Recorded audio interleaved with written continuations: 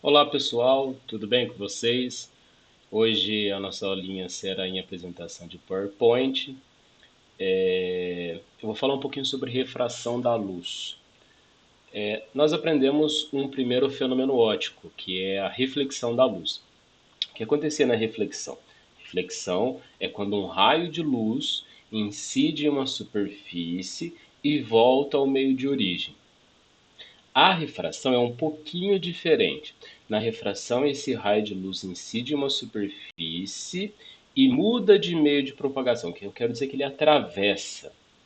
Tá? Outro fenômeno óptico seria a absorção, que um raio de luz incide em uma superfície e é absorvido por aquela superfície. Bom, o que pode-se dizer? Que os três fenômenos ópticos ocorrem simultaneamente. Tá? Sempre. Não, temos uma única exceção em relação à refração. Mas se te perguntarem, os fenômenos ópticos ocorrem simultaneamente, você dirá que sim, tá? Aí você tem que a refração às vezes pode não acontecer, esse caso seria um caso de reflexão total. Mas deixa esse problema um pouquinho para frente. A gente vai aprender aqui ainda na parte de refração. Bom, mas como assim os três fenômenos ópticos ocorrem simultaneamente? Eu posso te dar um exemplo. Se você pensar em água, você foi numa piscina, num clube, e você pode pensar em água. Você vai lá, vamos ver se a piscina é funda ou alguma coisa do tipo. Você vai lá, olha a piscina e você consegue ver o seu reflexo, consegue ver o seu rosto na superfície da água. Nesse caso está rolando reflexão. Você vai lá e consegue ver o fundo da piscina. Nesse caso está ocorrendo refração, porque o raio de luz conseguiu penetrar na água, incidir no fundo, voltar aos seus olhos. Nessa brincadeira ele mudou de meio, tá ok? E a absorção, se você pular na piscina, você vai perceber que ela está quente. Tudo bem, ela recebeu infravermelho, que é outro tipo de onda eletromagnética, mas ela também absorveu luz. Dessa forma, os três fenômenos ópticos ocorrem simultaneamente. A refração está presente em nossa vida, não tem como fugir dela. A luz muda de meio de propagação. Ela está mudando de meio nesse exato momento que você está vendo esse slide e o meu videozinho aqui no canto. Você está conseguindo ver isso porque um raio de luz passa e penetra no seu olho. Ele vai passar ali pelo seu cristalino, ele vai passar pela sua córnea e vai incidir lá na sua retina. Dessa forma, você consegue me enxergar. É refração. Se você olhar o vidro, talvez da sua sala agora, talvez do seu quarto, enfim, um vidro, se você consegue enxergar do lado externo, é porque um raio de luz atravessou. Ele conseguiu passar do ar, passou a se propagar nesse vidro, depois passou a propagar-se no ar novamente até chegar aos seus olhos. Tudo bem? Então podemos pensar na refração como a passagem de um raio luminoso de um meio para o outro. Tá? Bom, ali eu coloquei que a velocidade pode ser alterada. Na verdade, não é que ela pode ser alterada, ela será alterada. Eu posso te perguntar, onde você acha que a velocidade da luz seria maior? No ar ou na água? Bom, você não pode ter muita resposta, mas achar todo mundo acha alguma coisa, né? É, Você deve ter achado que a velocidade da luz é maior no ar. Está correto. A velocidade da luz é maior no ar. O problema da gente achar alguma coisa é que às vezes a gente acaba afirmando outra sem querer. Se você me disse que a velocidade da luz é maior no ar do que na água, você está me dizendo que a luz tem velocidades diferentes em meios diferentes. Isso é uma bela de uma afirmação. E isso é completamente verdade. A luz tem velocidades diferentes em meios diferentes. Bom, a gente pode pensar que a luz tem uma velocidade no ar, outra velocidade na água, outra velocidade no vidro, outra velocidade no óleo, outra velocidade no vácuo, outra velocidade em qualquer outro meio. Aí a gente pode pensar onde é mais fácil, onde é mais difícil. A gente pode relacionar isso à densidade. Tome muito cuidado, que isso não é uma regra. Tanto é que em nenhum material você encontrará que a velocidade da luz será menor num material mais denso. Mas isso pode, na maior parte das vezes, ser usado. Então a gente pode pensar, por que, que na água a velocidade da luz é menor do que no ar? Porque a densidade da água é maior do que a do ar. Por que, que no diamante, por exemplo, a velocidade da luz é menor do que na água? e pequena, entenda pequena para a luz, assim, é gigantesca, mas é pequena comparada em outros locais. A velocidade da luz é menor, porque o diamante é extremamente denso. Tá? Então, a refração da luz é um fenômeno quando a luz muda de meio de propagação e tem sua velocidade alterada. Tá? Repare que eu coloquei ali na nossa apresentação que ela pode ocorrer um desvio com ela. Tá vendo? Um raio de luz, ele incide e pode ocorrer um desvio. Bom, eu afirmei que a velocidade varia, ela altera. E o pode do desvio é que talvez isso não ocorra. A gente vai entender quando isso não ocorrerá, tá? Quando a gente entender como funciona a equação da refração, para depois a gente entender quando esse desvio vai ocorrer. Ou não, né? Bom, aqui um caso padrão, uma representação. Estamos muito acostumados com representação em física. Você desenha ela em tudo quanto é lugar, né? Então aqui você tem uma superfície de separação entre dois meios, ar e água. Olha o que eu coloquei ali. Meio menos refringente, meio mais refringente. O que isso quer dizer? Meio menos refringente significa que a luz se propaga com maior facilidade, ele atrapalha menos, é menos refringente. O meio mais refringente, a luz se propaga com menor velocidade, ela tem maior dificuldade de se propagar, significa que ele atrapalha mais, ele é mais refringente. Tá bem? Vamos representar como funcionaria esse raio de luz. Um raio de luz incidindo. E por que esse raio de luz desvia? Bom, aqui eu consigo te explicar de uma forma melhor, de um ponto de vista mecânico. Nós sabemos que a luz é uma onda eletromagnética. Ela é formada por campos elétricos e magnéticos, e a gente poderia tentar explicar como funciona esse desvio através de campos elétricos e magnéticos, através de equações complexas. Acontece que a gente não tem muito tempo e também não temos ferramentas matemáticas muito para isso. Então eu vou tentar te explicar do ponto de vista mecânico. Repare ali na figura. Um raio de luz incidente, aquela linha amarela representa o raio e as listras pretas ali representam as cristas dessa onda. É como se o raio de luz fosse fazer assim, ó, uma onda, tá bem? Repare que as cristas são sempre perpendiculares ao raio. O raio é para onde a luz está indo e as cristas são as suas vibrações, tá bem? Repare que ao mudar de um meio menos refringente, ou seja, ela tinha mais facilidade de se propagar na água, e passar a se propagar no meio mais refringente, que no caso é a água ali, que ela tem mais dificuldade, repare que a parte que entra do lado esquerdo da sua tela, ela fica mais lenta. É como se ela freasse, é como se ela parasse. E conforme ela vai freando, ela diminui a sua velocidade, ela vai percorrer um espaço menor no mesmo intervalo de tempo, por isso que a distância entre as cristas fica menor, e depois em ondulatório a gente vai entender que o comprimento de onda diminui quando isso acontece. E aí ela vai ocorrendo um certo desvio. Mas por que o desvio? O ponto de vista mecânico seria, imagine o seguinte, você está com um carrinho de supermercado lá, todo feliz, fazendo suas compras. Aí você vai lá e as rodas do lado direito desse carrinho passam por uma parte onde tem maior dificuldade de se propagar. Sei lá, você estava indo para o estacionamento, você passou num pedaço de grama com o lado direito. Você estava bem rápido. O que acontece? Na hora que a parte direita entra ali na parte da grama, a tendência é seu carro virar, ocorrer esse desvio. E é justamente por isso, do ponto de vista mecânico, que quando você tem um lado mais lento que o outro, a tendência é virar, desviar. É o que está acontecendo aqui. Então, olha o que eu escrevi ali. Ó. Uma parte da onda luminosa entra no meio mais refringente, passando a ter uma velocidade menor, enquanto a outra parte da onda luminosa continua no meio menos refringente, com velocidade maior, ocorrendo desvio. Tá bem? Nós temos os elementos da refração. Os elementos, assim, tipo, é só para a nossa representação ficar mais bonitinha, ficar mais correta. Eu coloquei ali uma superfície de separação, um meio 1 e um meio 2. Nós teremos um raio incidente, né? Claro, porque é uma refração.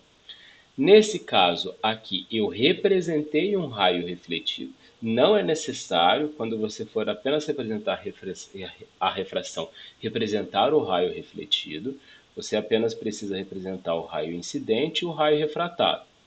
Você tem um ângulo chamado ângulo de incidência e o ângulo de reflexão, quando eu representei ali o raio refletido. A gente lembra muito bem que na reflexão, a segunda lei da reflexão, o raio incidente, ou melhor, o ângulo de incidência é congruente, é igual ao ângulo de reflexão. E aí nós teremos ali o ângulo de refração ali embaixo. O R, aquele R mais roxo ali. Roxo não, daltônico. É aquele R marrom. Aquele I, o ângulo de incidência, é igual ao ângulo de refração? Não, ele não é igual. Pode ser igual em um único caso, mas normalmente ele é diferente. Quando ele incide obliquamente, quando o raio incidente incide obliquamente, como está representado na figura, ou seja, incide meio tortinho, o ângulo não é igual. E nós calcularemos quanto vale o ângulo de refração em função do ângulo I através de uma relação, de uma equação chamada lei de Snell, tá? E já já a gente aprofunda nela. Ok? Sempre que a luz incide obliquamente em uma superfície de separação de dois meios, ela vai sofrer desvio. Bom, vamos lá. Para que a gente entenda como funciona a lei de Snell, que vai trabalhar com o ângulo de incidência e o ângulo de refração, um em função do outro, a gente precisa entender o que é índice de refração. Lembra que eu disse que a luz tem velocidades diferentes em meios diferentes. Se a luz tem velocidades diferentes em meios diferentes, na física a gente precisa calcular. Não tem essa ideia, é mais rápido, é mais lento, ou você calcula ou não vale. Então a gente pode pensar que como a gente pode calcular onde a luz se propaga com maior dificuldade. Essa grandeza que vai medir a dificuldade da luz se propagar em determinado meio é o índice de refração. Mas a gente sabe muito bem que dificuldade é relativa. Se algo é difícil, ele é mais difícil que alguma coisa, né? Então, se eu digo que é mais difícil da luz se propagar na água do que no ar, isso é verdade. Se é mais difícil da luz se propagar no vidro do que na água, isso é verdade. Mas o que eu pegaria como referência para que eu pudesse, nesse caso, dizer que a luz se propaga com maior dificuldade? O que eu pegaria como referência para todos os meios? Bom, uma ideia seria pegar onde ela se propaga com maior facilidade. E qualquer outro meio teria uma dificuldade maior. E aí eu poderia calcular o quão é mais difícil em relação àquele local. Esse local, todo mundo sabe, é o vácuo. A luz se propaga com maior facilidade no vácuo. É a maior velocidade do universo. Um cara chamado Einstein disse isso, né? E vale 3 vezes 10 a oitava metros por segundo. Essa é a maior velocidade. Na física a gente chama a velocidade da luz no vácuo de c, c minúsculo. Tanto é que tem a famosa equação de Einstein, né? EMC quadrado, energia é igual a massa, velocidade da luz ao quadrado, mas tudo bem. Bom, então nós temos que ser a velocidade da luz no vácuo, que vale 3 vezes 10 a oitava. Como eu conseguiria relacionar? Bom, relacionar, comparar, na matemática é dividir. E se eu pegasse a velocidade da luz no vácuo e dividisse pela velocidade da luz no meio onde eu estou considerando, eu teria uma relação de velocidades. E aí nessa relação de velocidades surge a minha variável, ou melhor, a minha grandeza física, chamada índice de refração. O índice de refração é uma grandeza física que vai medir a dificuldade da luz se propagar em determinado meio, tá? Bom, eu fui lá e fiz essa divisão. Se esse valor, por exemplo, desse 2, o que eu queria dizer com isso? Que a velocidade da luz nesse meio que eu estou considerando é metade da velocidade da luz no vácuo. Porque 1 dividido pela sua metade dá 2. Dessa forma, se esse valor der 2, significa que eu tenho o dobro de dificuldade de se propagar nesse determinado meio. Se esse valor der 5, que é muito difícil, mas tudo bem, que eu tenho 1/5 da velocidade da luz no vácuo. Se esse valor der meio, não dá para dar meio, né? Por quê? Porque a maior velocidade possível é a do vácuo, então o máximo que eu posso colocar ali no lugar do V, ou o maior valor, é a própria velocidade da luz no vácuo. Então a velocidade da luz no vácuo dividida pela velocidade da luz no vácuo vai dar 1. Então o índice de refração do vácuo é o menor possível e vale 1. Bom, e o do ar? O do ar é um dos que você precisa saber. Todos os outros índices de refração, o exercício vai te dar, ou ele vai te dar todas as ferramentas necessárias para você conseguir calcular. O índice de refração do ar vale 1. Ah, mas como assim? É igual ao vácuo? Não, é 1,00 alguma coisa.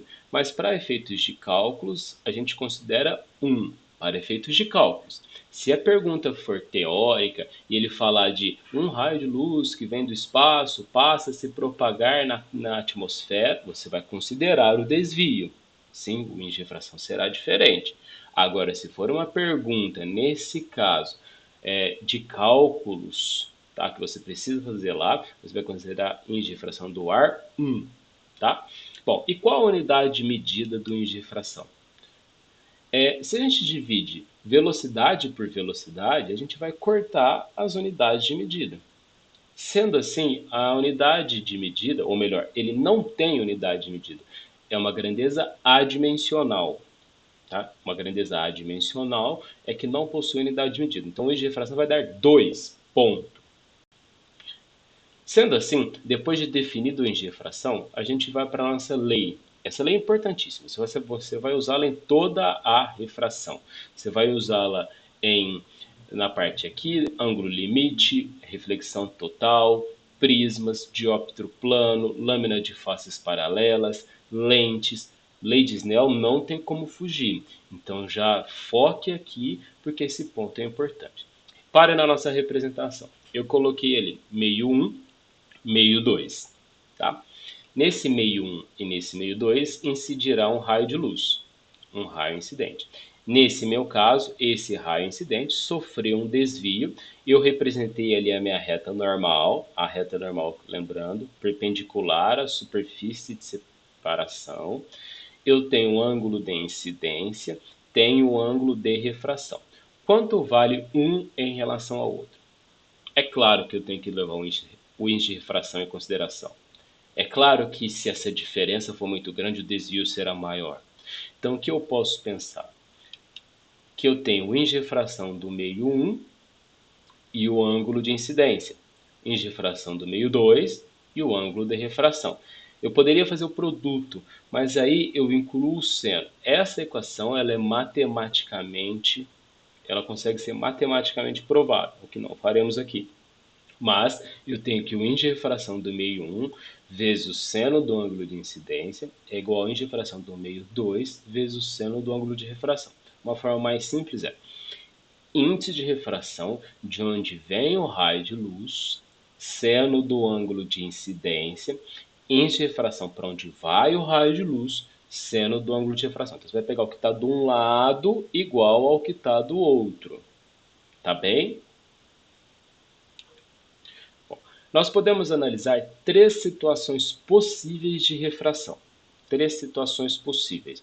Uma, o raio de luz pode aproximar-se da reta normal. Na outra, o raio de luz pode afastar-se da reta normal. E na terceira, o raio de luz não sofrer desvio. São 3 situações possíveis, não são particulares, são as únicas possíveis. Então vamos pensar primeiro, quando o raio de luz vier de um meio menos refringente, no caso ali o ar, para um meio mais refringente, no caso a água. Tá bem? Você tem um raio incidente, ele vai do menos para o mais, ele irá aproximar-se da reta normal.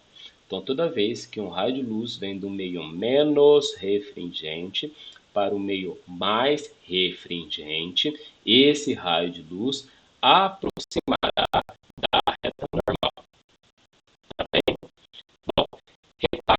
que a gente pode tentar fazer um esqueminha. Se na minha lei de Snell eu tenho o produto do índice de refração vezes o seno do ângulo, se eu tenho o produto do índice de refração vezes o seno do ângulo, eu posso pensar que ao passar para o outro meio, quando eu aumentar o índice de refração, para manter a igualdade, eu tenho que diminuir o valor do seno.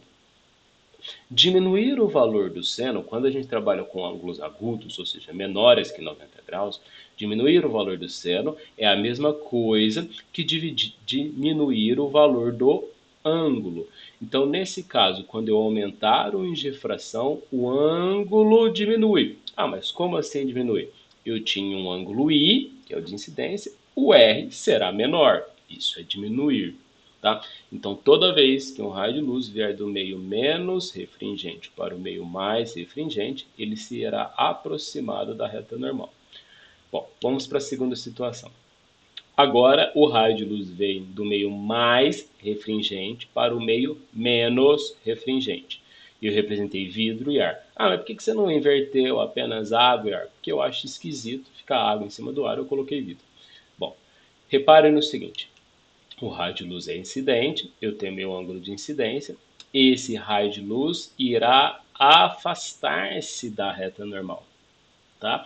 Então, quando o raio de luz vem do meio mais refringente para o menos refringente, ele afasta-se da reta normal. Lembrando da nossa ideia de grandezas inversamente proporcionais, da lei de Snell, quando ele mudar de meio e ele diminuir o índice de refração, o ângulo tem que aumentar. Tá bem? E as grandezas inversamente proporcionais são em relação ao seno, tá? Só para que fique claro, não em relação ao ângulo em si. Bom, e aí o nosso caso, que é a ideia de não sofrer desvio. Lembra lá no começo, quando eu disse que o raio de luz altera a sua velocidade quando ocorre a refração e pode ocorrer desvio? O pode, aquele pode, foi exclusivamente para este caso. Bom, toda vez que um raio de luz incidir perpendicularmente à superfície, ou melhor, com um ângulo de incidência zero, porque esse ângulo é em relação ao normal e ele está sob a normal, então, sobre, né? A normal, então, esse ângulo é zero. Ele não sofrerá desvio algum. Tá? Então, esse caso é importante. Um raio de luz não sofre desvio quando ele incide perpendicularmente à superfície de separação entre dois meios. A gente pode lembrar lá da nossa figurinha do ponto de vista mecânico, por que se sofre um desvio? É porque um lado entrava primeiro numa parte mais refringente do que o outro, ocorria um certo desvio. Mas e se nesse caso, eles vierem juntos? Tipo assim, você está com o carrinho do supermercado lá e aí você vai lá e entra na grama com as duas rodas da frente juntas. O carro inteiro perde velocidade, mas ele não desvia. Tudo bem? Bom, essa foi a nossa primeira parte, a parte de refração da luz, aprender a lei de Snell. Tá? Mais adiante a gente tem algumas aplicações, reflexão total, ângulo limite, dióptrico plano, prismas, enfim, lâminas de faces paralelas, inúmeras coisas. Mas essa primeira parte é apenas uma introdução. Espero que tenha ajudado. Tenha um ótimo dia, noite, enfim. Valeu, gente. Obrigadão.